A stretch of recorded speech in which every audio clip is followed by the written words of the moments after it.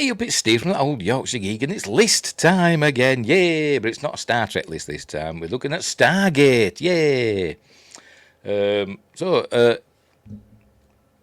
Stargate, 10 mysteries. My brain's not working today, it's too warm. 10 Stargate mysteries, the show's never explained. It's from Screen Rant, is this list. When was this done? Oh, way back in March, so it's not a new list, but anyway. Right, so let's just get on with it, shall we? But before we start, don't forget, like and subscribe, share the videos, drop a comment, hit the notification bell if you're subscribed already. This will be like a timed exclusive on Patreon for a couple of weeks, and then it'll pop up on YouTube and go public on Patreon. But if you want to watch it now, if you are watching it now, you're obviously a member. Yeah, a member of my Patreon, so that's how you get to watch it. You watch them early. Join my Patreon. Right, so here we go. So let me share it. Here it is. There we go. Oh, hang on. Oh, see, I'm already there. There we go. Right, so Danny Kessel Odom, or Odom, do apologise. 10 mysteries, Stargate shows never explained. And there's Teal'c and Samantha Carter and Daniel Jackson. There we go.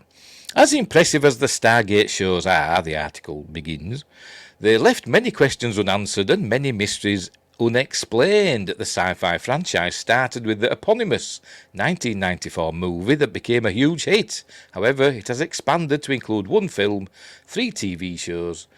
They've got that wrong, haven't they? Oh no, they haven't. 1 web series, 1 animated show, and 2 direct-to-video films. I thought they were getting it wrong there. Stargate is considered to be, it's considered one of the best sci-fi franchises of all time. So why isn't it? Why are they remaking it? Why aren't there any new Stargate being produced over on Amazon, MGM? Because that's who owns it. But they seem to be dragging the feet on Stargate, and I don't know why. Anyway.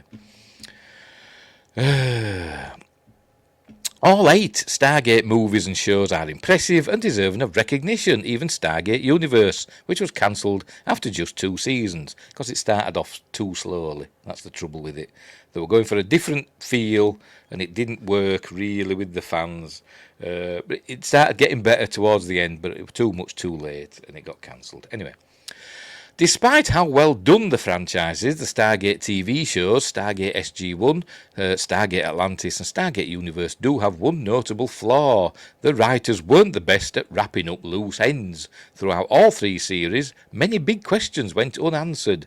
Some major mysteries have plagued fans for years, with Amazon's rumoured Stargate reboot possibly in the works, via MovieWeb or Sci-Trek. It's a good time to look back at some of the biggest mysteries that the upcoming movie and TV series can finally solve. I don't think Amazon are going to do a Stargate. I honestly don't. I think that time's come and gone, to be completely honest. I think it has. They seem to be focusing on other things and announcing other things before just getting Stargate done. Even though there's a huge fan base out there, but never mind. Right, number 10, who the Furlings are in SG-1. Do the Furlings look as cute and fuzzy as everyone thinks? And that's a scene from the episode 200.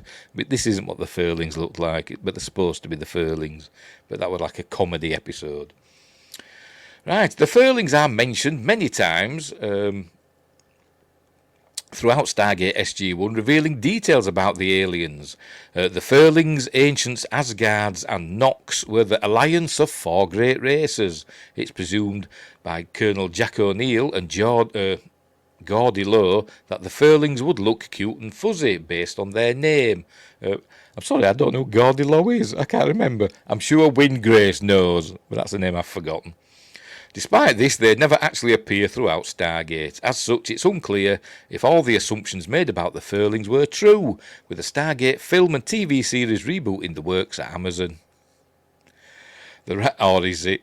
The writers should finally bring the Furlings to the screen if solving the mystery about the alien race. I mean, I did suggest, I've suggested online, publicly, that I think the Furlings should come back and not be goodies and not be cute and cuddly and be actually super dangerous, and they don't like what humans have done in the galaxy.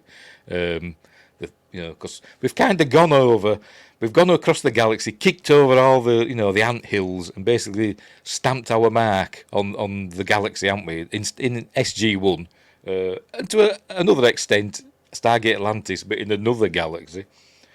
We're basically storming across the universe and stamping our will across, much like the Goa'uld did. But we're not, we're not building an empire. So I said the Furlings should come back, and they're not. They'd end up being the next big bad, one of the great races. It'd be like going up against the Asgard. As like a powerful species. But anyway, also suggested that Furlings were cats. That Furlings are still around, and we have them as pets, and that they're really in charge. Anyway, right, number 9, the origin of Eden's Obelisk. It is from Stargate Universe, there it is. When the ship lands on Eden in Stargate Universe Season 1, Episode 13, Faith, nobody lives on the planet. It's a weird one in Stargate Universe, because they're way out there, billions of light years away, on this ship called the Destiny, which is its mission. It set off on its mission before the crew were on board, although in the comics they do find a crew in stasis, but anyway, that's by the by. They were supposed to be finding basically the meaning of life. That's what it's supposed to be. They found that there was a signal that the ancients detected in the cosmic background radiation, and that they thought were artificial, and they were looking for that, for answers to that. But they were way out, and they were in another galaxy, like billions of light years away, and it's a weird one. It's like there are aliens out there, but none of them that we come across are like what we've seen before, like human species or even humanoidish. Although there are aliens out there that we come across that are 2 arms and 2 legs, but they're like nothing we've seen before in universe, because they're so far away from everything we've known. But anyway. Where were we? However, there is an obelisk 2,000 feet tall, lifting up from a volcano. It's speculated that whoever erected the obelisk also created Eden, rather than the planet being naturally made. Despite this, the aliens who previously lived on Eden and built the obelisk are never shown in Stargate Universe. In fact, the name of the species or why they made the statue is never explored. This makes them one of the biggest alien mysteries, along with the Furlings. I think what they were trying to do in universe at the start, I think they were trying to go for a bit of a more mystical approach to the universe, so that they had these aliens that were kind of godlike, kind of enigmatic, and did they speak to us in our dreams? Don't know. We didn't know anything about them, just what they'd left behind. But were they still around? But as the series went on, they they left that behind a little bit, and they started focusing on more, physical problems for the crews to solve, rather than worrying about, godlike aliens. Anyway, so yes, that was a weird one that they never answered. They never got to the end because it got cancelled after 2 seasons. And by the way, my theory, I have theories about this stuff, like the Furlings. My theory on what they found in the cosmic background radiation, my theory was it was going to be the ancients that did it after they ascended. Once they ascended, they became like the Q from Star Trek, out of time and space, and so that they affected the cosmic background radiation merely by ascending. That's my theory. Merely by ascending, so they affected that, going backwards and forwards in time, because they were timeless suddenly, and that's what it was. So they were basically finding themselves were the ancients, if they'd have gone on with the mission, but they didn't. They sent the ship, but I think they ascended before.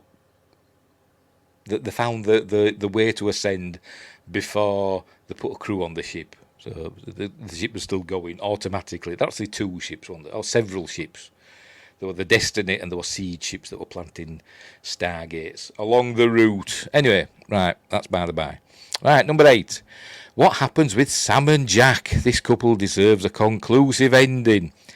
It were the big, will they, won't they? Like Mulder and Scully. in X-Files, wasn't it? Anyway. Samantha Carter and Jack O'Neill are a will they, won't they? There you go.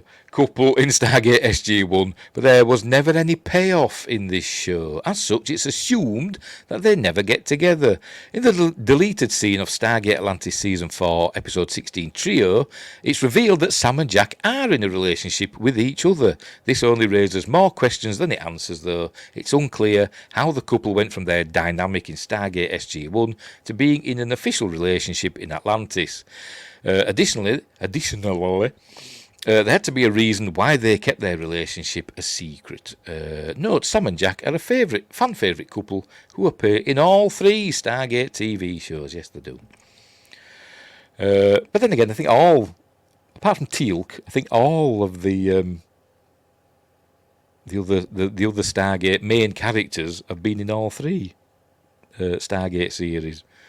I don't think Teal'c has ever been in Stargate Universe, but I think all the others have, in one way or another. Yes, they have.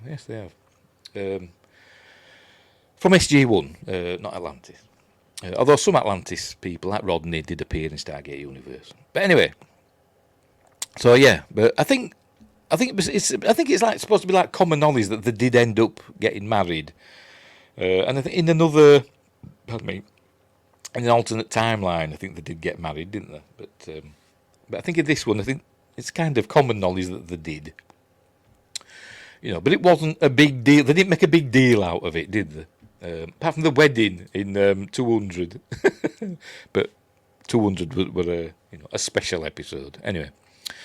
Number 7, Sarah's life after getting freed from Osiris. Again, I've fallen out with this actress. I've forgotten the name. I'm sure it'll tell us.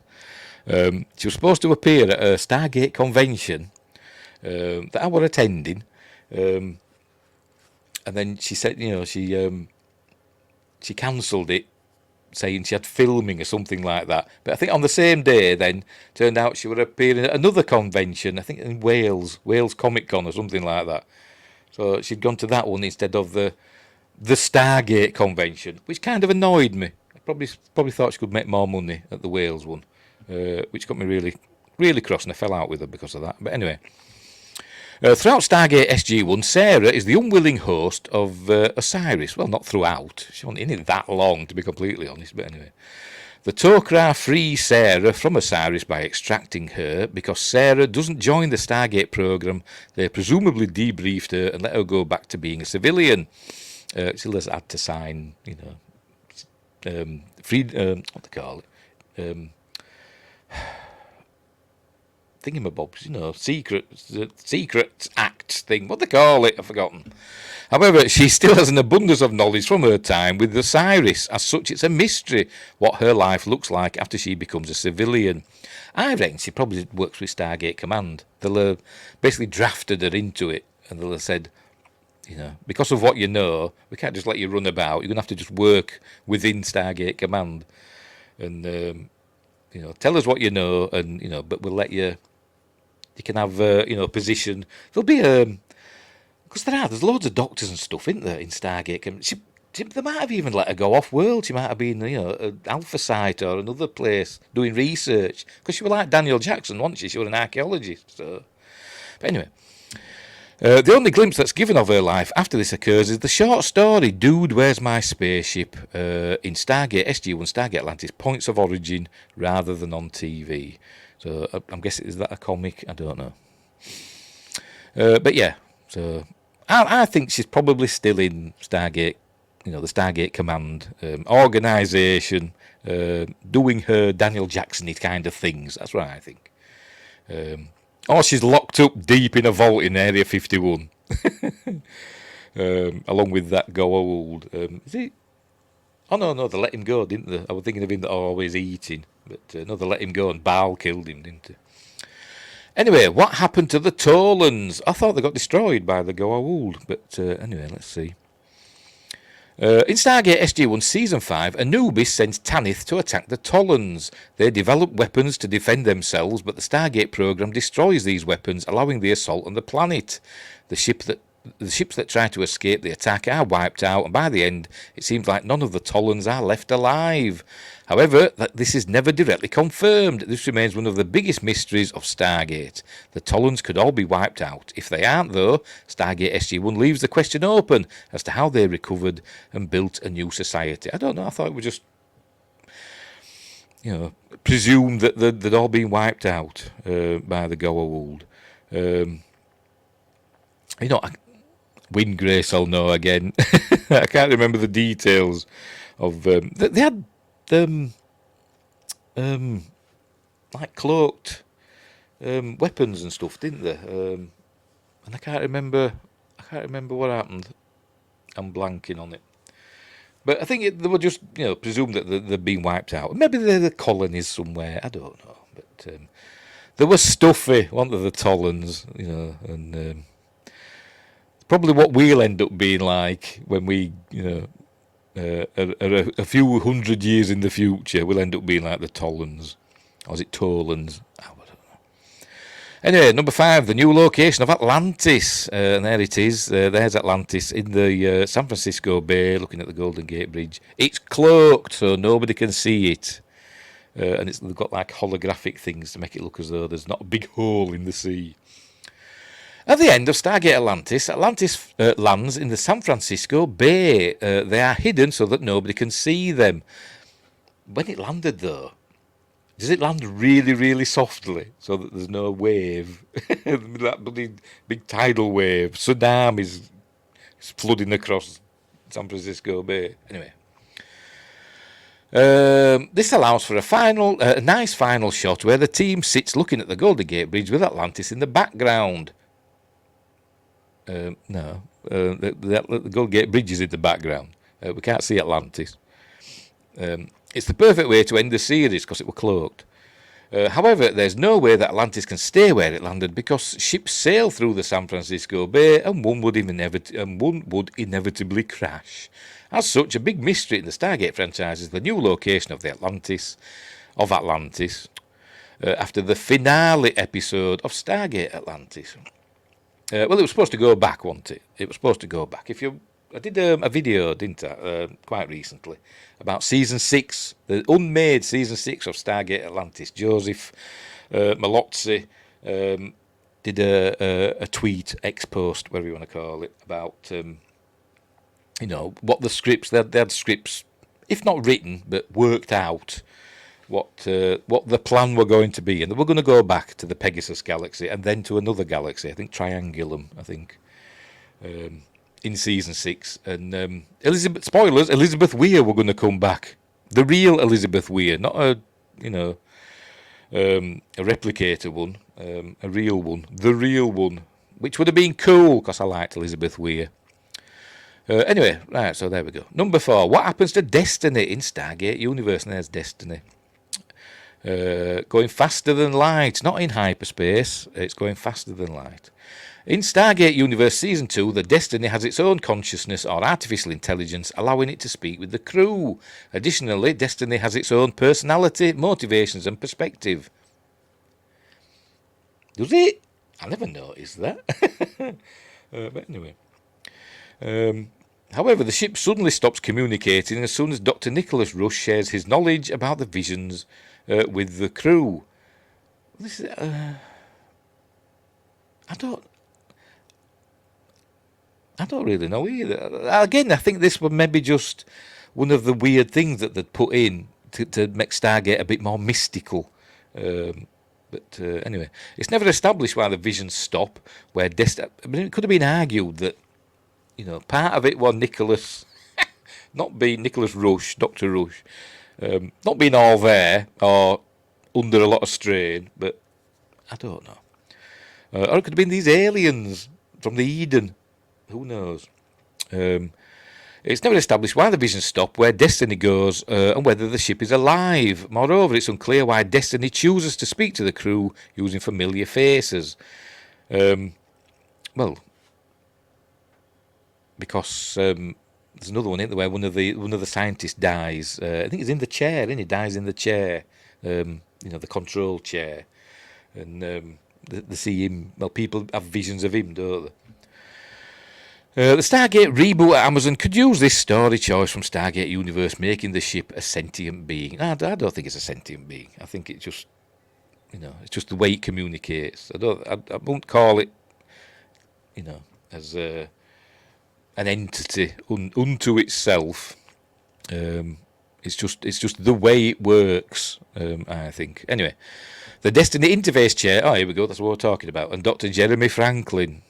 In Stargate Universe, Dr. Jeremy Franklin is a scientist aboard the Destiny. The control interface room includes a chair directly in the middle. There's also one that we've seen in SG-1 and in Atlantis as well. You have to have the ancient gene to make it work. After Dr. Franklin sits in the chair for the first time, he begins convulsing and goes into a comatose state. It takes a long time for Franklin to regain consciousness. Then when he sits in the chair for the second time, Dr. Franklin disappears entirely. There are two main possibilities what happens to Dr. Franklin. The ship either uploads his consciousness or disintegrates his body, or both. Ultimately, there are so many unanswered questions about this mystery. Again, it's another one of the mystical things that they put in Stargate, didn't they? Stargate Universe, I think, to kind of move away from. I think Stargate. I think the writers thought that Stargate was becoming too much like Star Trek, so which it kind of what, which is probably has a huge fan base. So I think they were trying to move away from that and move more into maybe like Babylon 5. Territory where you had super advanced or super ancient beings that have, are not entirely corporeal or operate in ways that we can't understand, like gods with a little g. So that's what I think. And so, I mean, did he ascend? Because Destiny were built quite close, I think, to when the ancients worked out ascension. So could have the elements of ascension have been built into the chair, because the ancients built it. So part of them went into it, but then the ship was sent off, and then at some point afterwards, they'll all learn to ascend, and they all went, "Ooh, I'm ascending," or most of them did. Could it be something to do with that? I don't know. As they're saying it, it's a mystery. It's a mystery. But again, I think it's just one of the mystical elements of Stargate Universe. Right, is Kiryk still alive in Stargate Atlantis? I can't remember this one either. Right. Kiryk has a past issue with the Wraith in Stargate Atlantis, which contributes to his ending in the series. After an incident with the Wraith, he takes a little girl named Celeste under his wing, going on the run. In order to treat her injury, Kiryk plans to take her to Atlantis. When they get to the Stargate, there are multiple Wraiths. He manages to escape through the Stargate, but the Wraith follow him through. However, he's never heard from again. As such, it's a mystery whether Kiryk is still alive after Stargate Atlantis Season 5, Episode 9, Tracker. I can't remember this episode. I'm blanking on this completely. I'll have seen it, but I'm blanking on this one completely. So I don't know. But I wouldn't have put it at number 2. Who cares? I can't even remember the episode. So it was the monkeys. By the way, the actor would appear again in the Stargate Universe. I think he's been in Stargate a few times.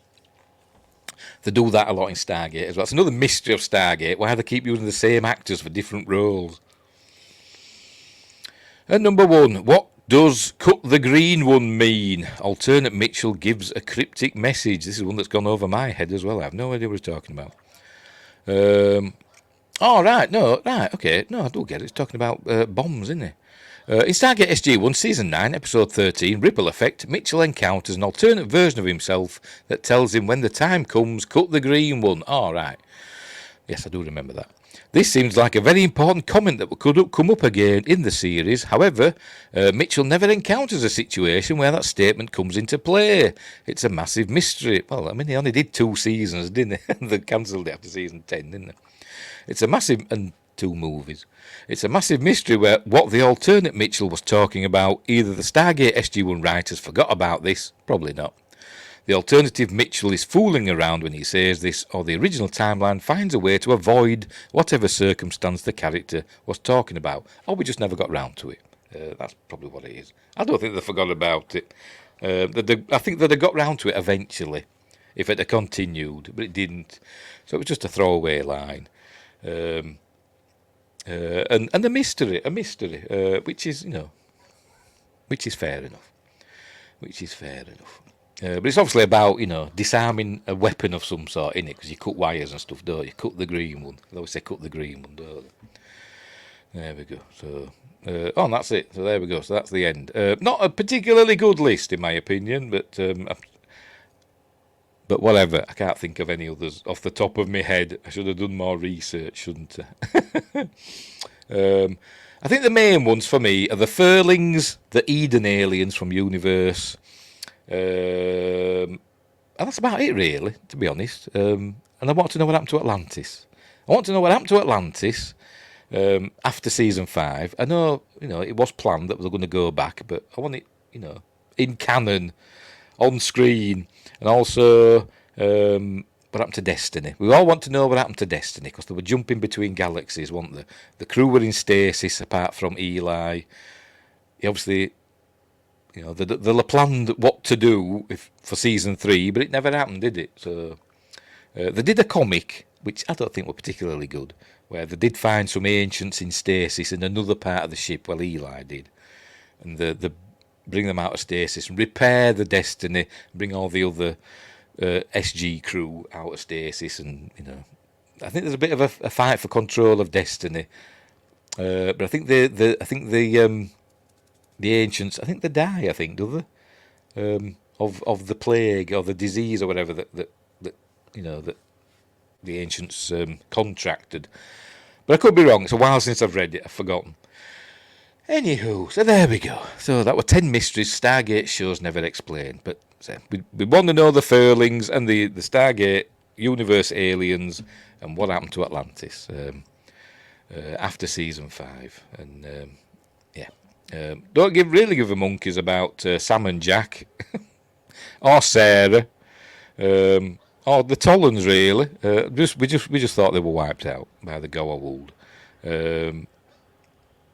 But apart from that, and same with Franklin in the chair, I just thought it became part of Destiny, or his consciousness did, sort of. They did it with another one of the I forgot what they call them now. Them baddies that invaded Destiny. They'd taken over all the Goa'uld technology after the fall of the Goa'uld. I forgot what they call them now. Lucian Alliance. The Lucian Alliance invaded Destiny, didn't they? And one of the women there, she got murdered, but didn't her consciousness, or was it to do with the stones? I've forgotten. Because the stones as well, the communication stones, also added to the mystery in the Stargate universe. They were overused and made it more confusing, in my opinion. But anyway, and Kiryk, I genuinely can't remember that episode. It must have been not very good. I don't give a monkeys about him. I want to know what happened with Sam Jones. Flash Gordon. He had an episode of SG1. I want to know what happened to him. That's what I want to know. But anyway. Right. We'll leave it there. We'll leave that one there. So, want to know what the Furlings look like in real life. So we'll leave it there. So thanks for watching. Wherever you are. Press the wrong button because I'm an idiot. Thanks for watching. Wherever you are. Look after each other. And until next time, I'll see you there.